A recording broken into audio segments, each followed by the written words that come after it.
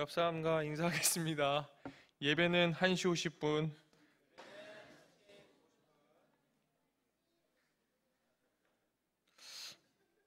버스 기사가 도와주지 않고 화장실이 날 도와주지 않고 또 오늘은 무엇이 나를 도와주지 않았을까요? 우리 1시 50분 예배를 좀 1시 50분까지 와야겠다는 마음을 좀 가지고 좀 예배에 마음을 잘 갈무리하고 우리가 함께 공동체 예배 생활을 잘 슬기롭게 세워갔으면 좋겠다라는 생각이 좀 듭니다. 오늘 올바른 예배라는 제목으로 말씀을 나누려고 하는데요.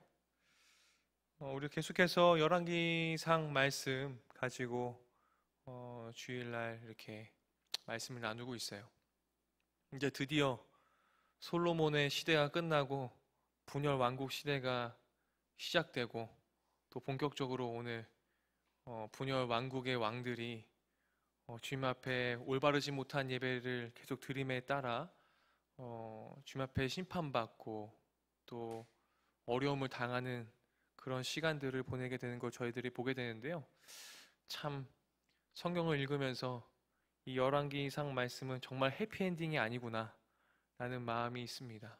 그렇지만 이 말씀을 우리가 반면교사 삼아서 우리의 인생 가운데는 정말로 주님께서 세우신 예배자로 우리들의 인생의 여정이 해피엔딩이 되었으면 좋겠다라는 마음입니다. 여러분, 그리스도의 근간이라고 하는 그리스도의 뿌리는 무엇입니까? 그리스도인들의 뿌리는 하나님의 말씀이겠습니다. 이에 의의를 다실 분은 없을 것이라고 생각합니다. 하나님의 말씀이 없이는 우리는 한순간도 살 수 없습니다. 주님의 말씀만이 우리를 살아 숨쉬게 하고 주님의 말씀만이 나를 힘있게 만듭니다. 말씀이 육신이 되신 예수 그리스도가 우리를 구원하셨기 때문에 주님의 말씀은 그리스도인에게 가장 중요한 가치입니다. 말씀 앞에 그래서 바른 자세를 가지고 있느냐 없느냐는 굉장히 중요합니다. 특히 그리스도인들에겐 그렇습니다. 예전에 제가 대가족으로 살았을 때 우리 외할아버지께서 이게 항상 할아버지 서재에 성경책이 이렇게 있고 성경책이 많았는데 할아버지 서재에 있는 성경책을 제가 밟고 지나간 적이 있었습니다. 그날은 제가 기억이 나질 않습니다. 정말 아니 이런 어린아이에게 성경책 한번 밟았다고 예. 어떻게 그렇게 할 수 있는가? 여러분들의 상상에 맡기도록 하겠습니다. 우리가 하나님의 말씀 앞에 바른 자세를 취하는 것이 어떤 것이냐라고 했을 때 성경책 자체를 우리가 우상 삼아서 살아가야 된다라는 말을 하지 않는 것은 여러분들이 잘 알고 있을 것 같아요. 그런데 우리가 조금 깊이 있게 다뤄야 될 부분이 정말 이 하나님의 말씀이 하나님의 말씀으로 여러분들이 여기고 계십니까? 정말 이것이 이 말씀이 나의 인생의 기준이 되어집니까? 여러분, 그리스도인은 하나님의 말씀이 근간이 되어야 돼요. 이거 없이는 우리가 그리스도인이라고 말할 수가 없어요. 계시록 1장 3절에 보면 이런 말씀이 있습니다. 이 예언의 말씀을 읽는 자와 듣는 자와 그 가운데 기록된 것을 지키는 자는 복이 있나니 때가 가까움이니라. 여러분, 이 복음의 말씀이 무엇입니까? 세례 요한도 얘기했고요, 예수님도 얘기했고요. 예수님이 제자들을 파송하시면서도 첫 번째로 한 말이 무엇입니까? 회개하라. 천국이 가까웠다. 그때가 가까웠다. 라는 거예요. 근데 그 회개해라. 천국이 가까웠다라는 그 하나님의 나라가 가까웠다. 그 하나님의 복음이 가까웠다라는 그 마음이, 그 말씀이 도대체 무엇입니까? 우리가 돌아가야 될 본향이 어디이고 그것이 무엇을 근간으로 삼고 있냐라는 거예요. 우리가 하나님의 말씀을 근간으로 살아가지 않는 것은요, 우리에겐 하나님의 나라가 절대로 펼쳐질 수 없다라고 말할 수 있는 겁니다. 어떻게 하나님의 말씀이 빠진 상태에서 하나님의 나라가 이루어지고 하나님의 뜻이 이루어질 수 있겠습니까? 저는 절대 그럴 수 없다라고 확고히 얘기할 수 있습니다. 그래서 우리에게 선한 것이 나오려면 무엇이 있어야 됩니까? 하나님의 말씀이 존재해야 됩니다. 그토록 그래서 하나님의 말씀을 읽는 이 봉독 시간을 제가 중요하게 여기는 이유도, 강조하는 이유도 여기에 있습니다. 이게 중요하니까요. 그런데 여러분들이 그리스도인으로답게 여러분들이 그리스도인으로서의 신앙생활을 함에 있어서 여러분들에게 하나님의 말씀은 어느 정도의 위치에 있습니까? 그 하나님의 말씀이 육신이 되어 이 땅에 오셨는데 그 하나님의 말씀을 어디까지 이해하며 어느 정도로 생각하며 우리가 신앙생활을 하고 있습니까? 성도는 하나님의 말씀을 읽고 듣는 것을 넘어서요, 무엇입니까? 하나님의 말씀을 지키는 사람들입니다. 많이 들어요. 많이 읽습니다. 많이 듣습니다. 그렇지만요, 그걸로 안 되더라는 거예요. 그렇게 배우고 듣고 본 걸로 안 되더라는 거예요. 뭐예요? 말씀은 무엇입니까? 지켜야 됩니다. 말씀의 목적은요, 말씀의 역할은요, 말씀은 지키는 거라는 거예요. 말씀에 대한 바른 이해와 해석을 지니고 말씀의 기준으로 바르게 살아가는 것, 우리가 많이 얘기하지만 제일 궁극적인 목표는 우리가 말씀을 지키는 삶인가 아닌가입니다. 우린 지금 너무나 많은 컨텐츠들과 정말로 성경책 얼마나 많습니까? 우리 볼리비아 가면 이 성경책을 성경책 하나가 없어갖고 이거 받아갖고 너무 기뻐하고 막 이런 사람들이 있는데, 우린 이거 얼마나 많아요? 저기 뒤에도 얼마나 많이 꽂혀 있어요. 우리가 말씀을 사모한다, 말씀을 지키며 살아간다라는 이 마음이 여러분 어디에 있습니까? 목사님 그렇다고 말씀 성경책 갖고 다니면서 이걸 막 끌어안고 막 이거를 막 이렇게 하라는 게 아니죠, 그죠? 우리가 어떤 마음이냐는 거죠. 우리의 중심이 정말 예수 중심이라는 것이 이 말씀을 지키는 삶이 나의 중심이 되어 있냐라는 겁니다. 그러나 하나님의 말씀을 어기고 살았던 우리들의 삶과, 그리고 오늘 우리가 본문을 읽은 이 13장의 말씀에 한 나라가 하나님의 말씀을 뿌리로 두지 않으니 어떻게 됩니까? 망합니다. 그리고 분열되어 가고 혼란을 끼칩니다. 왜 혼란스럽습니까? 왜 분열합니까? 하나님의 말씀이 없기 때문에요. 하나님의 말씀이 그 기준이 안 되어 있기 때문에요.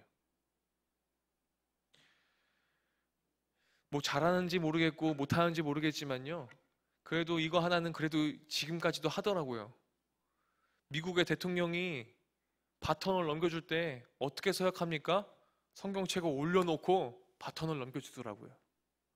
그리고 그거 하나는 멋있더라고요. 도대체 우리에겐 이 말씀이 여러분들에겐 어떤 것으로 존재하고 있습니까? 하나님의 말씀을 대한다는 것은 어떤 것입니까? 하나님의 말씀을 대한다라는 것은 무슨 말이냐면 하나님을 어떻게 생각하냐랑 같이 연결되어 있어요. 내가 말씀을 얼마나 중요하게 생각하는가? 난 말씀을 정말 중요하게 생각해요, 목사님. 그럼 하나님을 정말 중요하게 생각할 거예요, 그 사람은요. 연결되어 있습니다. 근데 하나님의 말씀을요 무시하고 하나님의 말씀을 지키는 것을 굉장히 가볍게 생각하는 사람은 하나님을 가볍게 생각하는 것이고 하나님을 무시하는 것이죠. 그게 연결되어 있다니까요. 그래서 우리는요, 중요한 것은 말씀을 잘 대하는 것이 무엇인가, 이것을 우리가 오늘 본문을 통해서 배웠으면 좋겠어요. 사실 오늘 열왕기상 13장 말씀 다 읽어야 되는데 성경 봉독자가 너무나 힘들까 봐 10절까지만 읽었어요. 오늘 그 13장 말씀 여러분이 집에 가서도 좀 보고 이렇게 했으면 좋겠는데, 이 13장에는요, 세 사람의 유형이 나옵니다. 몇 사람이요? 세 사람. 세 사람입니다. 지금 거의 소년부, 아동부 설교 시간처럼 하고 있어요. 네, 눈 크게 뜨시고. 세 사람이 나와요. 근데 이 세 사람이요, 어떻게 하냐면요, 하나님의 말씀을 대하는 거, 그리고 하나님 앞에 예배하는 그 자세가 서로 다른 유형이 세 가지로 나옵니다. 첫 번째는 어떤 사람이에요? 우리가 봐서 알겠지만 여로보암입니다. 첫 번째 사람 여로보암. 이 여로보암은 어떤 사람이었습니까? 유명한 사람 아니었습니다. 무명한 사람이었어요. 과부의 아들로 태어났습니다. 그런데 솔로몬이 그 여로보암을 보고요, 그 신실성을 보고 여로보암을 추대해서 세워요. 뭘로 세워요? 솔로몬의 성전과 왕궁을 짓는 데 감독관으로 세웁니다. 그런데요, 이 사람이요, 갑자기 돌변해요. 그러니까 사람들이 봤을 때 굉장히 매력적인 사람인 거예요. 그러니까 솔로몬이 매력적이니까 그 사람을 세웠겠죠? 왕의 정통성 이런 거 없었어요. 그 사람 과부의 아들이고 볼 거 없는 사람이었는데 솔로몬이 세웠다라는 거예요. 그러면은 다른 사람들이 딱 봤을 때 뭐 저런 사람을 세워, 이런 사람을 세우는 사람이 아니죠. 왜? 솔로몬은 어떤 사람입니까? 지혜로운 사람이잖아요. 누가 봐도 괜찮은 사람을 세웠을 겁니다. 그 중요한 그 감독관을 세우는 데 있어서 단 한 명도 반대가 없을 사람을 세웠을 거예요. 근데 그렇게 세웠는데 이 사람이 어떻습니까? 많은 사람들에게 매력적인 사람이었기 때문에 열지파의 우두머리가 됩니다. 그래서 북이스라엘 왕조를 탄생시킨 그런 중요한 인물이 되죠. 갑자기 왕이 돼요. 왜 고려 말기에 이성계 장군도 굉장히 매력적인 사람이었잖아요. 그래서 조선의 왕이 되지 않습니까? 근데 놀라운 것은요, 이 사람이 전혀 무명한 자였는데 하나님께서 왕으로 삼아주세요. 전 이 포인트에서 굉장히 이상했어요, 사실.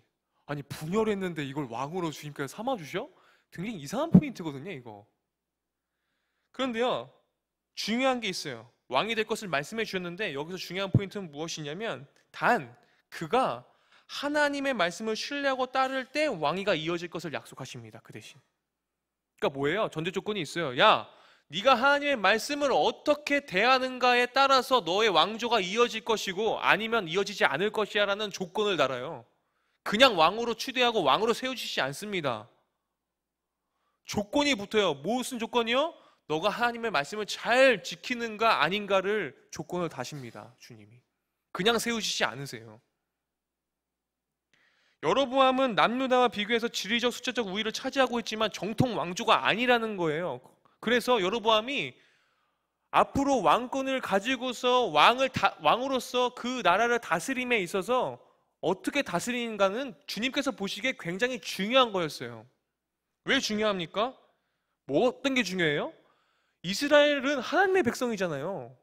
하나님의 백성은 뭐가 전제됩니까? 하나님의 말씀을 따르는 사람이어야 되고 뭐가 중요해요? 그 다음에 제사가 중요합니다. 이 제사 문화가. 근데 갑자기 북이스라엘 분열돼서 북이스라엘 딱 두고 보니까 예배 드릴 장소가 없는 거야. 그리고 예배를 이끌어 가줄 제사장이 없는 거야. 여러 가지로 문제가 되는 게 많은 거예요, 지금. 그래서 이 종교적 난제를 해결하기 위해서 여로보암이 어떡합니까? 그 시작부터 하나님의 말씀을 어깁니다. 어떻게 돼요? 단과 베델에 금송아지를 세워요. 그 신당에. 그리고 이스라엘의 절기를 변형해서 절기를 새롭게 만들어 버립니다. 그죠? 그리고 또 심지어 레위인 제사장이 아니라 일반 지파에서 제사장을 기용해서 제사를 굉장히 편하게 드릴 수 있도록 제도를 만들었어요. 그래서 오늘 읽은 말씀에 어떻게 됩니까? 1절 말씀 함께 볼까요? 1절 말씀 다 같이 보겠습니다. 보라, 그때 하나님의 사람이 여호와의 말씀으로 말미암아 유다에서부터 베델에 이르니 마침 여로보암이 제단 곁에 서서 분향하는지라. 여러분 지금 잘 보세요. 여로보암이 지금 뭐 하고 있어요? 제단 곁에 서서 지가 어떻게 하고 있어요? 분향하고 있어요. 왕이 죄송해요. 여로보암 선배님한테 왕님한테 지가라고 해가지고 죄송합니다. 여로보암 왕님이 제단 곁에 서서 본인이 지금 분향하고 있는 거야. 그죠? 전통을 깨는 파격적인 제안으로서 북이스라엘이 제사를 드림에 있어서 굉장히 용이하게 만든 것은 있겠지만 주님께서 보시기에는 형편없고 말도 안 되는 예배가 드려지고 있었더라는 것입니다.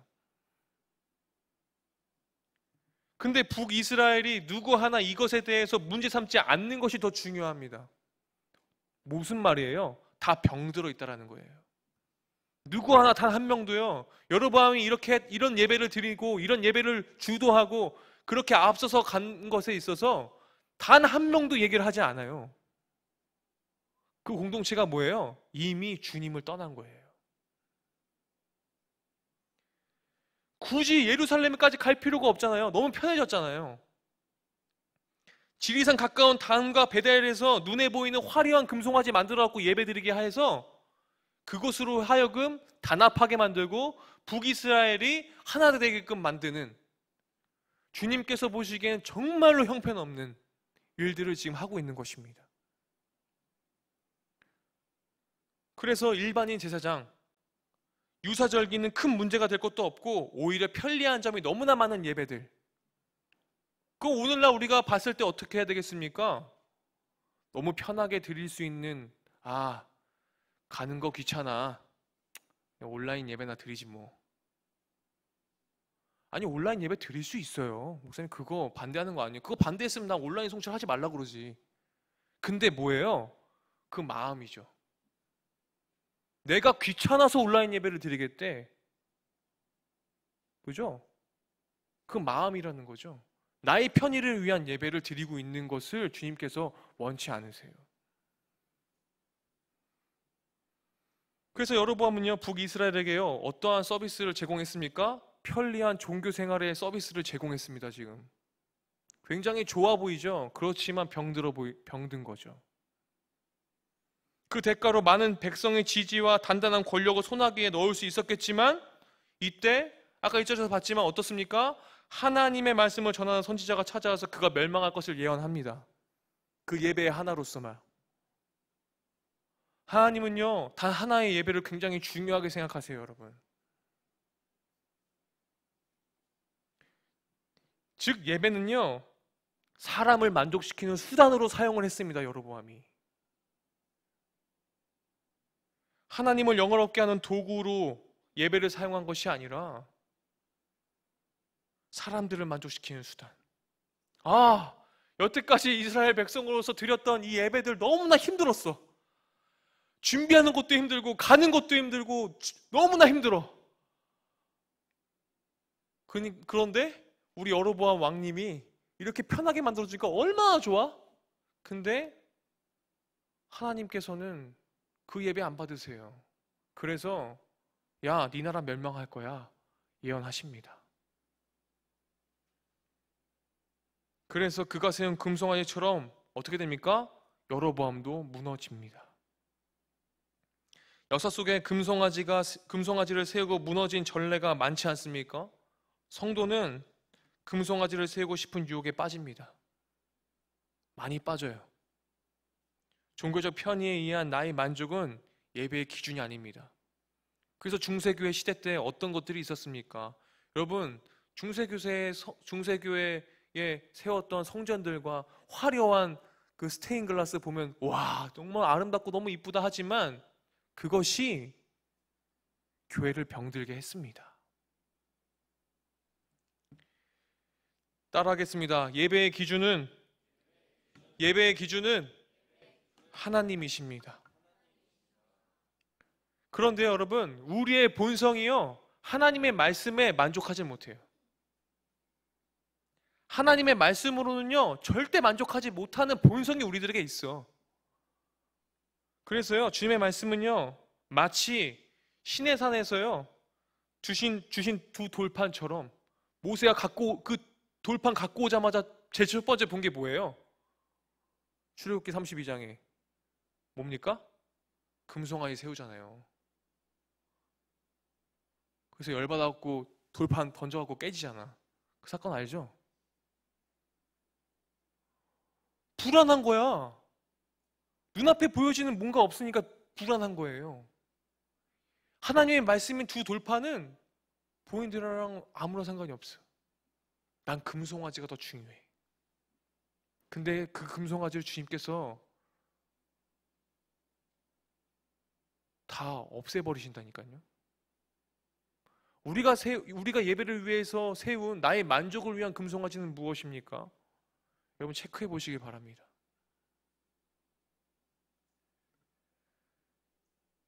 바른 성도는요, 말씀을 품고 씨름하며 살아갑니다.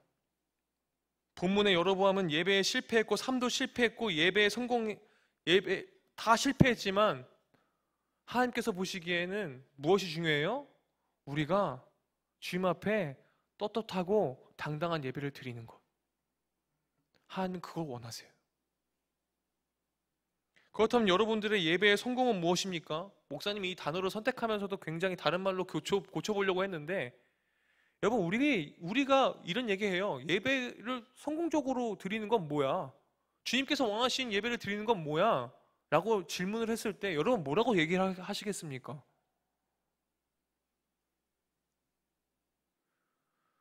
주님께서 보시기에 영과 진리로 드리는 예배여야 됩니다.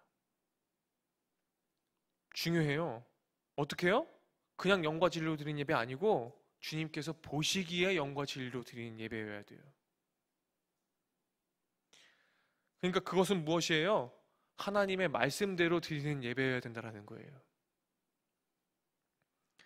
두 번째 인물이 나옵니다. 어떤 사람이 나오냐면 오늘 읽지 않았지만 11절에요. 베델에 한 늙은 선지자가 살더니 라고 되어 있어요. 성경책 갖고 오신 분들 보시면 어떤 사람이 등장하는 거예요? 그럼요? 늙은 선지자와 그의 아들들이 등장합니다. 이 사람은요, 북이스라엘에 속한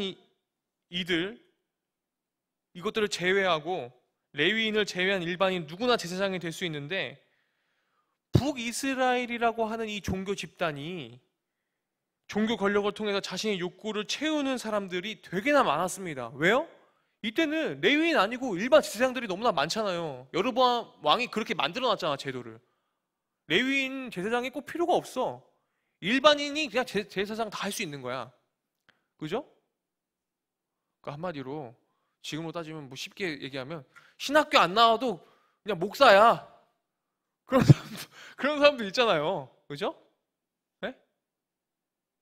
막 본인 머리 위에 막 안수하고 막 안수해서 자기 목사라고 막 하면서 막, 예? 막 그런 사람들 많잖아요. 뭐라고? 그런데요, 이 사람들이요, 어떤 목적이 있었을까요? 이런 사람들이. 지금 현재도 그렇고요. 오늘날에도 그렇고. 이단들도 그렇고. 이런 사람들은 뭐예요? 하나님과요, 무관하지만요, 뭐예요? 하나님을요, 도구로서 사용하는 사람들입니다. 그 목적이 있어요. 다시 한번 설명드릴게요. 그냥 아무것도 없이 본인들이 나는 목사고 나는 교주고 나는 하나님이고 나는 예수님이라고 말하는 사람들은 뭐예요? 하나님과 무관해요, 삶은. 근데 하나님을 어떡합니까? 도구화할 수 있습니다. 그러니까 성경책도 이용하잖아요, 이단들은. 그죠? 이게 도구잖아요. 북이스라엘 쪽 늙은 선지자는 하나님은 사람을 찾아가서 거짓을 꾸며댑니다. 온갖 거짓을 꾸며대요. 마침내 하나님의 사람이 그쪽으로 갔는데 어떻게 됩니까? 하나님의 사람은 뭐예요? 하나님의 속한 사람, 하나님의 말씀을 따르는 사람들인데 늙은 선지자를 딱 일반 제사장을 딱 만나고 나니까 어떻게 돼요? 그를 조정하기 시작합니다. 그러니까 여러분들이 생각할 때 저 잘 믿는 믿음 좋은 형제와 자매가 어떻게 이단에 빠질 수 있지? 조정당하면 빠져요. 지금 여기도 그렇잖아요. 하나님의 사람이 이 늙은 선지자한테 혹해가지고 다른 말씀을 따르는 거예요. 하나님을 도구하는 사람들은요, 반드시 하나님의 이름을 이용해서요, 사람을 조정하려고 듭니다. 그게 목적이에요. 그래서 어떻게 해요?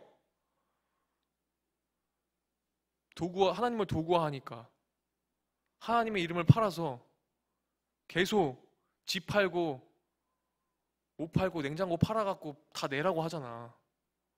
그죠? 하나님의 말씀을 이해하지 못한 까닭에 많은 사회적인 어려움들을 겪게 되는 것들을 우리가 보게 되지 않습니까? 그럼 우리는 어떻게 해야 됩니까? 우리는 그래서 하나님의 말씀의 앞에 참된 도구가 되어줘야 돼요. 그러려면 어떻게 해야 돼요? 그 말씀 자체이신 그 예수님이신 말씀을 우리가 어떻게 생각해야 되겠습니까?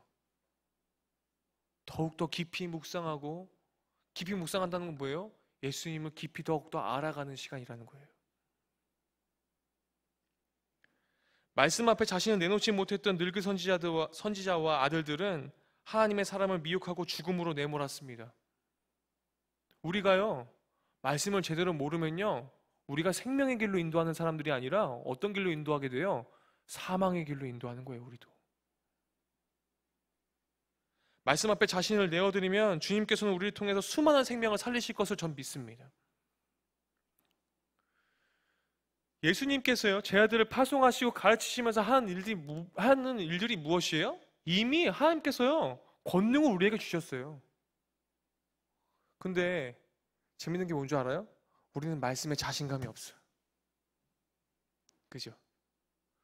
우리 교육교회 어떤 친구는 모태신앙 지금 적게는 20년, 30년 신앙생활 하면서도 말씀에 자신이 없어. 말씀을 모른대. 말씀을 모른다고 목사님이 판단한 게 아니라 얘기하면은 막 이렇게 쭈뼛쭈뼛 되는 거야.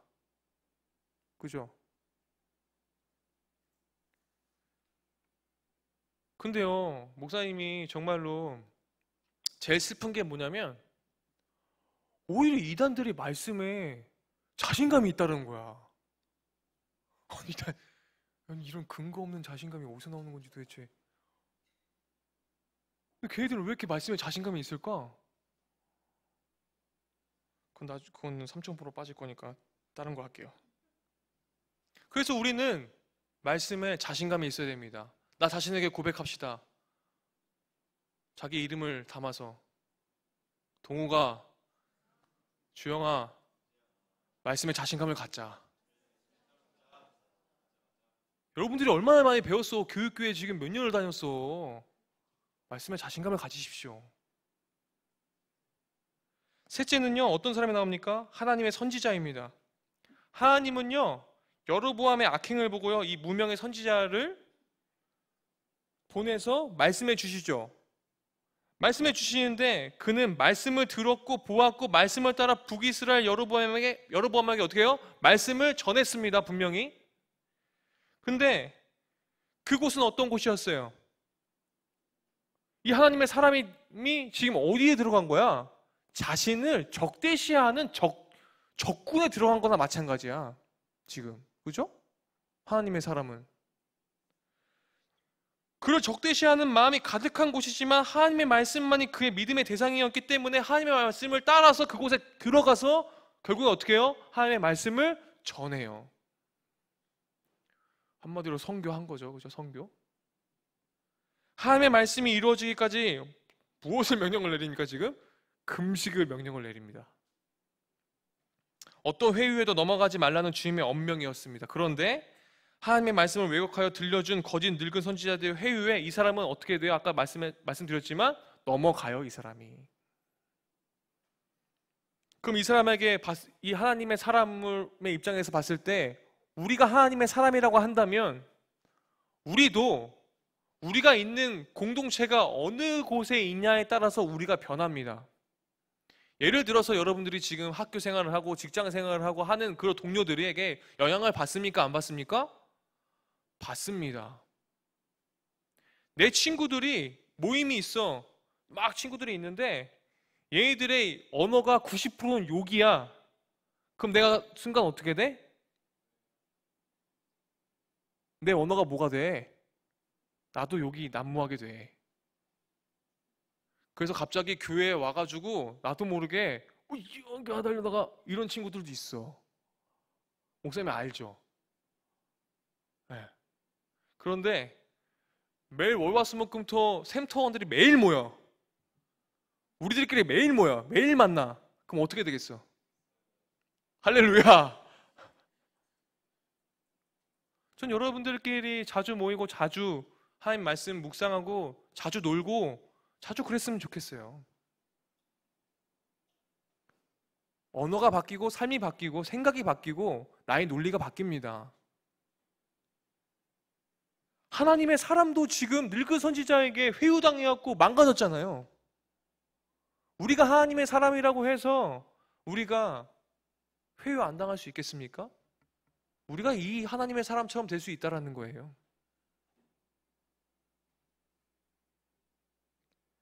하나님의 말씀을 읽고 듣고 지키는 삶이 여러분 결코 쉽지 않습니다.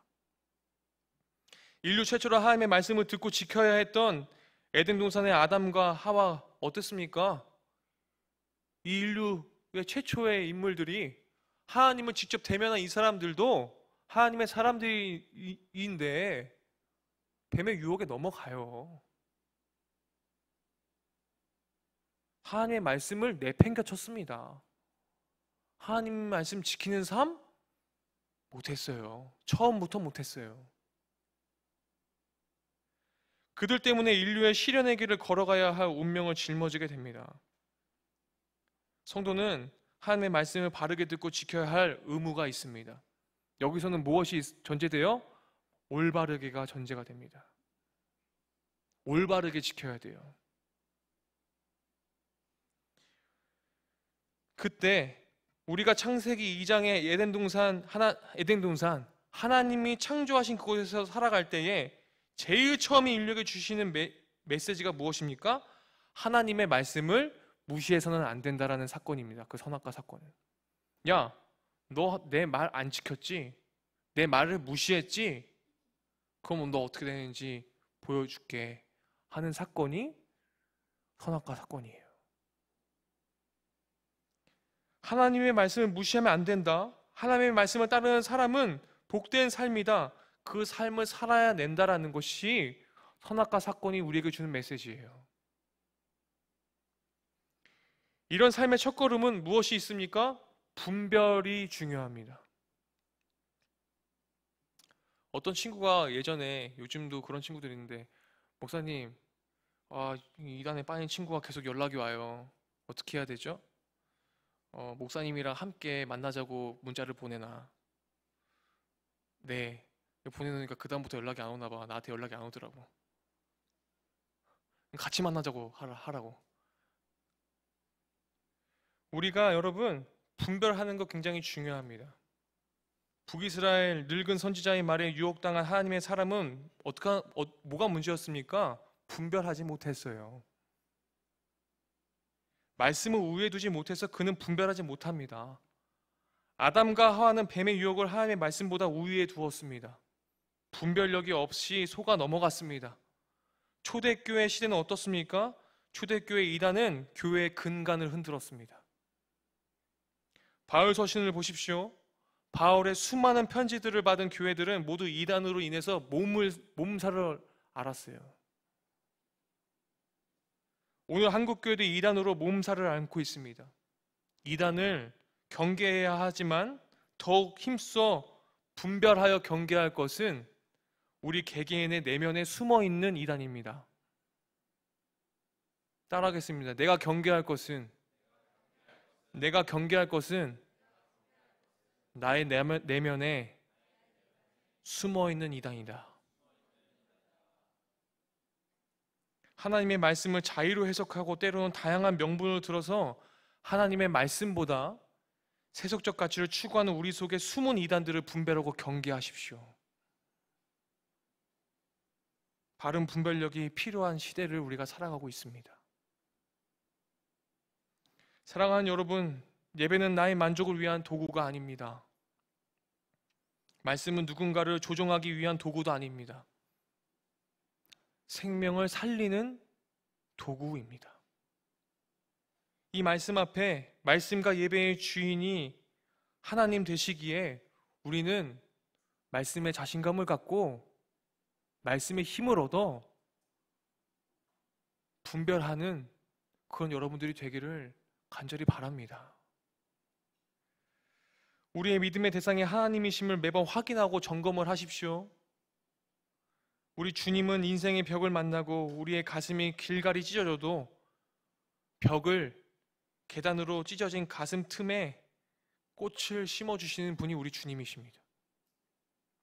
우리가 아무리 어렵고 아무리 힘들고 그런 삶을 우리가 살아간다 할지라도 주님의 말씀이 우리의 생명수와 같아서 그 갈라진 틈을, 그 힘든 벽을 갈라서 우리가 가지고 있는 모든 가치관과 고정관념을 깨트리시고 꽃을 피어내게 하시는 분이, 그걸 가능하게 하시는 분이 우리 주님 되시기에 여러분들의 한 주를 날마다 응원합니다.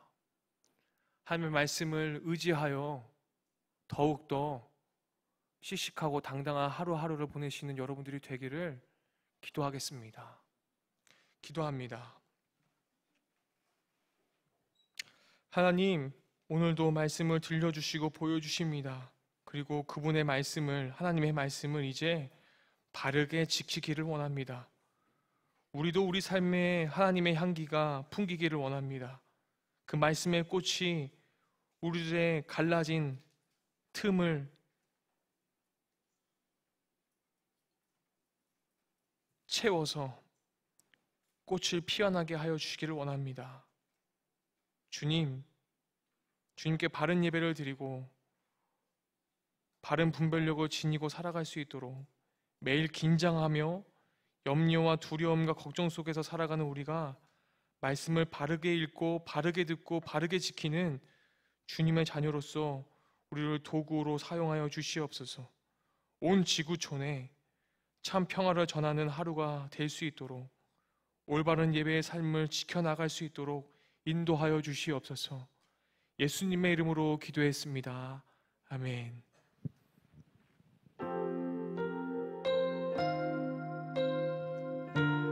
내 말씀을 기억하면서 함께 찬양하도록 하겠습니다.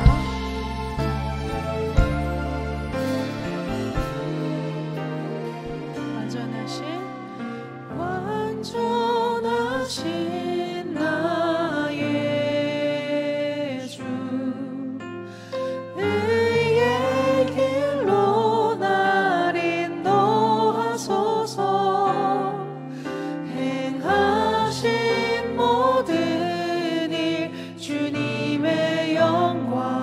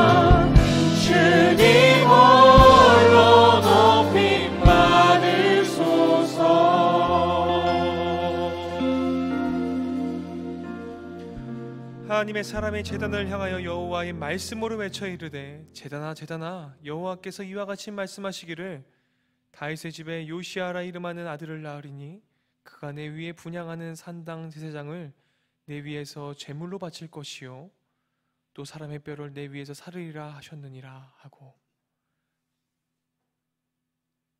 지금은